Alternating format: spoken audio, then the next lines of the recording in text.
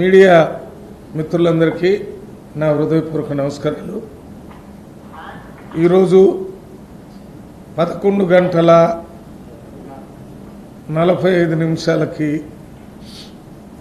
సుదర్శన్ రెడ్డి గారు, retired supreme court judge, vice president of ఇండియాగా Congress party అధ్యక్షులు మల్లికార్జున ఖార్గే గారు, సోనియా గాంధీ గారు, రాహుల్ గాంధీ గారు, ప్రియాంక గాంధీ గారు, అదే రకంగా SP party, RJD party, CPI, CPM, TMC, ఇంకా ఇతర పార్టీల నాయకులందరితో కలిసి సెక్రటరీ జనరల్ రాజ్యసభ వారి దగ్గర నామినేషన్ వేయటం జరిగింది. ఆ నామినేషన్ కార్యక్రమానికి తెలంగాణ నుంచి సుదర్శన్ రెడ్డి గారు అభ్యర్థి కాబట్టి కాంగ్రెస్ పార్టీ సీనియర్ నాయకులతో పాటు తెలంగాణ ఎంపీల కన్వీనర్గా ఉన్నటువంటి నన్ను కూడా ఈ నామినేషన్ కార్యక్రమానికి పిలిచారు. ఆ ఫోటోలు మీకు ఇస్తాము. ఇప్పుడు నామినేషన్ కార్యక్రమాలు వేసిన తర్వాత మరి వచ్చే 6-7 తారీఖు వరకు సుదర్శన్ రెడ్డి గారు ఒక 5-6 రాష్ట్రాలకి పర్సనల్గా వెళ్ళి, ఉదాహరణకి ఉత్తరప్రదేశ్ అఖిలేష్ యాదవ్ అక్కడ వారితోని కాంగ్రెస్ పార్టీ వాళ్ళతో, వెస్ట్ బెంగాల్ అక్కడ తృణమూల్ కాంగ్రెస్ వారితోని మమతా బెనర్జీతో, తమిళనాడు అక్కడ డిఎంకే పార్టీ స్టాలిన్ ముఖ్యమంత్రితో, ఈ 3 కాకుండా ఇంకొక 3-4 రాష్ట్రాలకి 5-6 తారీఖు దగ్గరికి వెళ్ళి అభ్యర్థిగా ఓట్లు వేయమని అడిగేటటువంటి కార్యక్రమం, ముఖ్యంగా ఇండియా కూటమిలో ఉన్న ముఖ్య నాయకులందరినీ కలవాలనే ఒక కార్యక్రమం ఏర్పాటు చేస్తున్నారు. ఈ మొత్తం కార్యక్రమానికి తెలంగాణ నుంచి అభ్యర్థి కాబట్టి దీన్ని కొంచెం కోఆర్డినేషన్ చేసే దాంట్లో నన్ను కూడా ఉండాలని చెప్పడం జరిగింది. మరి ఇప్పుడున్నటువంటి సంఖ్యాబలాన్ని బట్టి చూస్తే మామూలుగా చూడటానికి ఎన్డీఏకి ఎక్కువ ఉంది, ఇండియా బ్లాక్కి కొంత తక్కువ ఉంది. కానీ ఈ రాజ్యసభ ఎన్నికల్లో ఎటువంటి విప్పు లేదు. విప్పు ఎవరు, ఏ పార్టీ వాళ్ళైనా స్వేచ్ఛగా వారికి ఇష్టమైన వాళ్ళకు ఓటు ఇచ్చుకునేటటువంటి హక్కు ఉంటుంది. ఒకళ్ళు వేసినా కానీ ఉప్పిస్తే వారిని పార్టీ నుంచి బహిష్కరించడం, దాని మీద చర్య తీసుకోవటం ఉంటుంది. విప్పు లేదు కాబట్టి సుదర్శన్ రెడ్డి గారు ఒక పార్టీకి సంబంధించినటువంటి వ్యక్తి కాదు. 140 కోట్ల మంది ప్రజలకి, ముఖ్యంగా పేద మధ్యతరగతి ప్రజల హక్కుల గురించి సుప్రీంకోర్టు జడ్జిగా ఉన్నప్పుడు ఆయన ఇచ్చినటువంటి స్టేట్మెంట్స్ అన్నీ, జడ్జిమెంట్స్ అన్నీ కూడా ప్రజల తరపున ఉన్నాయి. కానీ ఏ ప్రభుత్వాలైనా ప్రజలకు వ్యతిరేకంగా ఇస్తే ఆయన సుప్రీంకోర్టు జడ్జిగా ప్రజలకే అనుకూలంగా జడ్జిమెంట్స్ ఇచ్చినటువంటి పేరుంది. అందువల్ల రేపు జరిగేటటువంటి ఎన్నికల్లో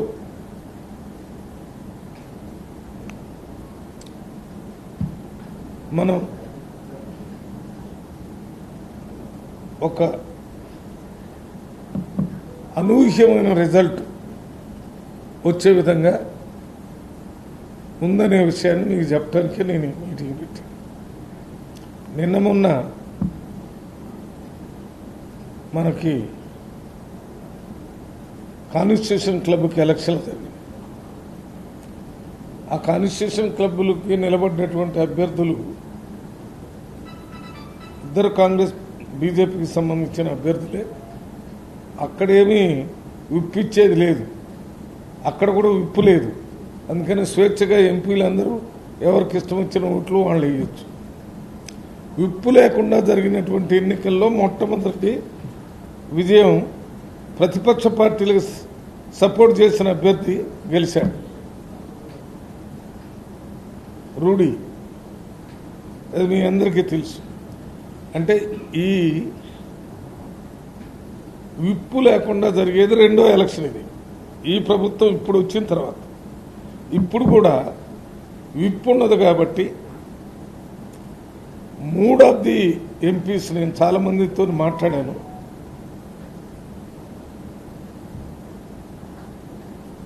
చాలా గంభీరంగా ఉంది.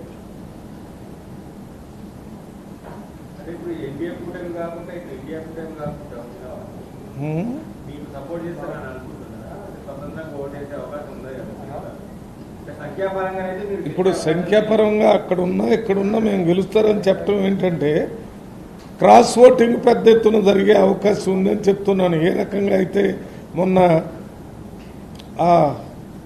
ఆ మీటింగ్ ఆ రకంగా జరిగే అవకాశం ఉంది. తెలంగాణలో ఇంతకుముందు పివి నరసింహారావు గారు అట్లా ప్రెసిడెంట్ ఆఫ్ ఇండియాగా సంజయ్ రెడ్డి గారు ఉన్న ఎన్నికలు జరిగేటటువంటి పోస్ట్ ఇది, పెద్ద post, vice president of India. అందువల్ల తెలుగు మాట్లాడే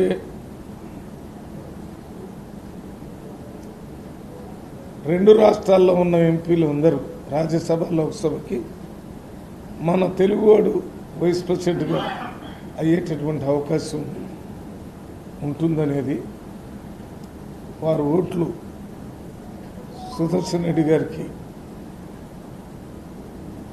వేయటానికి సహకరించాలని విజ్ఞప్తి చేస్తున్నాం.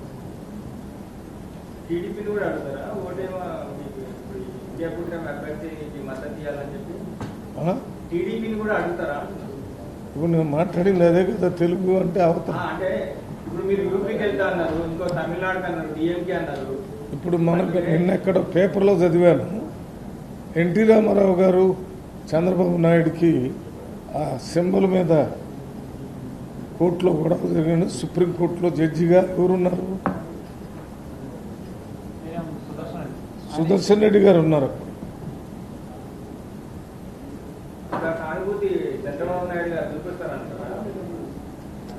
ఆనాడు సుదర్శన్ రెడ్డి గారు న్యాయంగా అప్పుడు ఎమ్మెల్యేలు వాళ్ళంతా ఎక్కువ మంది చంద్రబాబు నాయుడు గారితోనే సపోర్ట్ చేస్తున్నారు. మరి అందువల్ల చంద్రబాబు నాయుడికే ఆ గుర్తు చెందుతుందని అప్పుడు ఇచ్చేసేటువంటి దాంట్లో ఆయన ఉన్నారు. అది దృష్టిలో పెట్టుకొనైనా చంద్రబాబు నాయుడు గారు ఆ గుర్తు వల్లనే చంద్రబాబు నాయుడు 2-3 సార్లు, అప్పుడు 2 సార్లు అయ్యాడు, మొన్న ఒకసారి అయ్యాడు, మళ్ళీ ఇప్పుడు అయ్యాడు, 4 సార్లు సీఎం అయ్యాడు. మరి కృతజ్ఞతాభావాన్ని చూపిస్తారని మేము అనుకుంటున్నాం.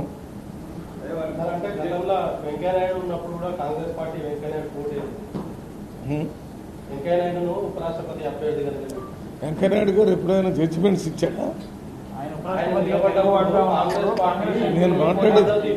నేను ఇప్పుడు ఇదొక జడ్జిమెంట్, ఇది కాకుండా నిన్న ఒక బీజేపీ ఆయన ఒక జడ్జిమెంట్ ఇచ్చాడు, స్టేట్మెంట్ ఇచ్చాడు.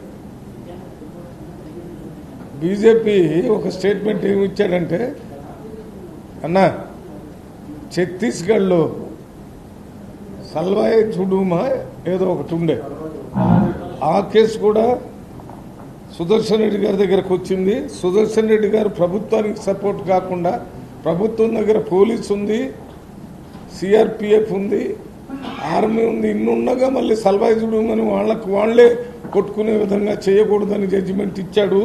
అందువల్ల ఈయన మామూలు ప్రభుత్వాలకు సపోర్ట్ కాదు, అప్పుడు బీజేపీ ప్రభుత్వం ఉంది. అదే నేను ఇప్పుడు చెప్పేది అదే. నన్ను పూర్తి చేయటం లేదు. ఆ సల్వాయి చూడడం అనేటటువంటి కార్యక్రమాన్ని ఉపయోగించుకుని అక్కడున్న ఎస్టీలకి వాళ్ళనే వాళ్ళు కొట్టుకొని చచ్చే విధంగా అప్పుడున్న బీజేపీ ముఖ్యమంత్రి దాన్ని ఉపయోగించాడు. అట్లా చేయకూడదని ఇచ్చాడు అంతే తప్ప నక్సలైట్కి సపోర్ట్ అని కాదు.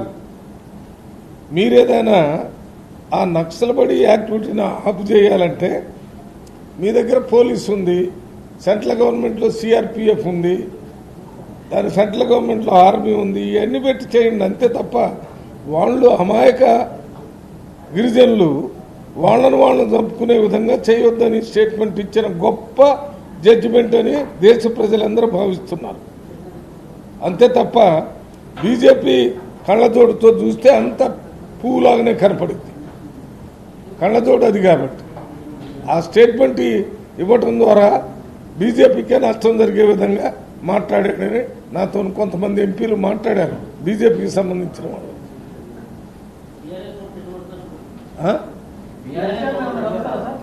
ఎవరమ్మా ఎవరిని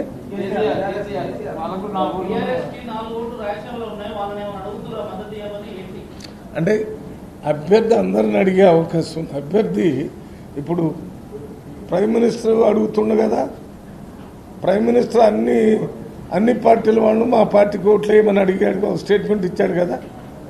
డిఫెన్స్ మినిస్టర్ ఆఫ్ ఇండియా కూడా అన్ని పార్టీలతో మాకు ఓటేయండి యునానిమస్గా ఎన్నిక చేద్దాం అని ఓట్లు వేయమని అడిగాడు కదా. వాళ్ళు అడిగితే తప్పులేదా? మన అభ్యర్థి మనం కూడా అడుగుతాం. మీరు కూడా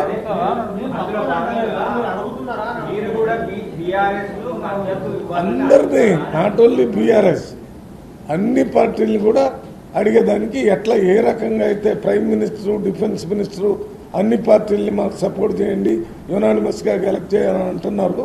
మేము కూడా అన్ని పార్టీలు మాకు సపోర్ట్ చేయండి, మా అభ్యర్థి మంచోడు ఓట్లేయండి అని అడుగుతాం. అభ్యర్థి కూడా అడుగుతాడు. ఓకే, ఈ రెండే ఉన్నాయి. అక్కడ 4 ఉన్నాయి లెటర్స్. ఒక చిన్న edition, urgent resolution pending reorganisation issues between the states. ఇది హోమ్ మినిస్టర్ ఆఫ్ ఇండియాకి లెటర్ రాసి అందరం సంతకాలు పెట్టారు. ఏమున్నాయి? Division of scheduled 9 government companies and corporations, dispute regarding scheduled institutions, division of a claim of Andhra Pradesh for apportionment of assets of institutions not mentioned anywhere. యాక్ట్లో mention చేయనటువంటి సంస్థల్ని విడదీసుకునేది మీరు ఎమ్మటే సెట్ చేయమని ఇదొకటి హోమ్ మినిస్టర్ ఆఫ్ ఇండియాకి ఇస్తున్నారు. ఇంకొకటి ఇది urgent support for establishment of semi conductors eco system. ఇది అశ్విని వైష్ణవ్, ఈయన మినిస్టర్ ఎలక్ట్రానిక్స్ అండ్ ఇన్ఫర్మేషన్. ఇది తెలంగాణలో పెట్టాలని ఇది ఇస్తున్నాం. ముఖ్యమంత్రి గారు మంత్రులు అంతా వచ్చి సెమీ కండక్టర్ యూనిట్ పెట్టాలని చెప్పి అడిగినా కూడా ఆంధ్రప్రదేశ్ తెలంగాణకి ఇవ్వలేదు. అందుకనే మళ్ళీ అడుగుతున్నాం. ఇప్పుడు మళ్ళీ అందరం ఎంపీలను సంతకం పెట్టి తెలంగాణ కూడా ఇవ్వండి. ముఖ్యమంత్రి అడిగారు, మేము దీనికి కావాల్సిన అన్ని ఏర్పాటు చేస్తామని చెప్పాను. తర్వాత urgent sanction of development of airports in Telangana. Airports గురించి ఈ కాపీలన్నీ ఫోటోస్టాట్ తీసావా? తీసిపోయి ఇచ్చేసి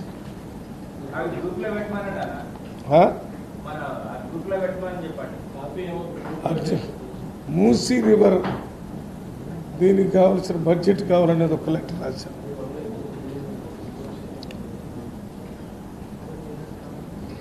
రీఎంబర్స్మెంట్ ఇచ్చేసి ఒకటి ఇచ్చే మళ్ళీ దాంట్లో కూడా తిప్పించాను కాపీలు. Reimbursement of expenditure by government of Andhra Pradesh towards expenditure incurred by government of Telangana on certain 703 కోట్ల రూపాయలు కంబైన్డ్ ఇన్స్టిట్యూషన్స్ మీద తెలంగాణ రాష్ట్రం ఖర్చు పెట్టింది 10 సంవత్సరాలు. ఆ బడ్జెట్ షేరింగ్ ఉంది. ఆ షేరింగ్లో 400 కోట్లు తెలంగాణకి ఇవ్వాలి. అది ఇప్పించాలనే అమిత్ షాకి లెటర్ ఇచ్చాం.